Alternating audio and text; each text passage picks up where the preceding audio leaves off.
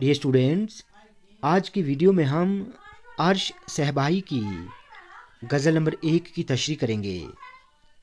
तो चलिए स्टार्ट करते हैं। गज़ल का पहला शेर है, कौन सा वो ज़ख्म दिल था जो तरोताज़ा न था, ज़िंदगी में इतने गम थे जिनका अंदाज़ा न था। तरोताज़ा का मतलब होता है बिल्कुल नया। तो चलिए तशरीह देखते हैं। ये शेर अर्श सहबाई की गज़ल से लिया गया है। इस शेर में शायर फरमाते हैं कि मुझे ज़िंदगी में इतने गम मिले हैं कि जिनका हिसाब व किताब करना बहुत मुश्किल है।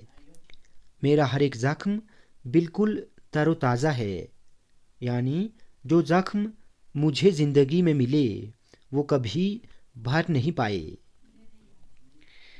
दूसरा शेर है, हम निकल सकते भी तो क्यों कर हिसारे ज़ात से, सिर्फ दीवारें ही दीवारें थीं, दरवाज़ा न था। हिसारे ज़ात का मतलब है ज़ात की चार दीवारी। हिसार कहते हैं चार दीवारी को। तो इस शेर की तशरीह देखें। गज़ल के इस शेर में शायर अर्श सहबाई फरमाते हैं कि हम अपनी ज़ात की चार दीवारी में इस तरह कैद थे कि जहाँ से बाहर निकलने की कोई गुंजाइश नहीं थी। हम अगर चाहते भी तो इस चार दीवारी से बाहर नहीं निकल सकते थे। तीसरा शेर है, उसकी आँखों से नुमायाँ थी मोहब्बत की चमक, उसके चेहरे पर नई तहजीब का गाज़ा न था। गाज़ा का मतलब है पाउडर जो हम अपने फेस पर लगाते हैं। नुमाया का मतलब है ज़ाहिर, यानी दिखना। ये शेर अर्श सहबाई की गज़ल से लिया गया है। इस शेर में शायर फरमाते हैं कि मेरे महबूब की आंखों में सच्ची मोहब्बत की चमक दमक बिल्कुल साफ साफ नज़र आ रही थी, लेकिन इसके बावजूद मेरे महबूब के चेहरे पर नई तहजीब का बनाव सिंगार बिल्कुल नहीं था।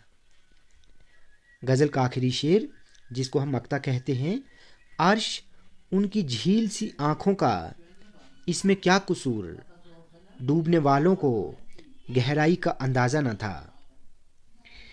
गज़ल के आखिरी शेर में शायर अर्श सहबाई फरमाते हैं कि मेरे महबूब की आँखें इतनी खूबसूरत हैं कि जो भी एक बार इन आँखों को देखता है इनमें डूब जाता है। यानी एक बार जो मोहब्बत में गिरफ्तार हो जाता है तो फिर वो किसी तरह भी महबूब की मोहब्बत को दिल से निकाल नहीं सकता। तो आज की वीडियो में हमने अर्श सहबाई की गज़ल नंबर 1 की तशरीह की। स्टूडेंट्स, वीडियो आपको अच्छी लगी हो तो आप प्लीज़ इस वीडियो को लाइक और शेयर करें और चैनल को सब्सक्राइब करना ना भूलें।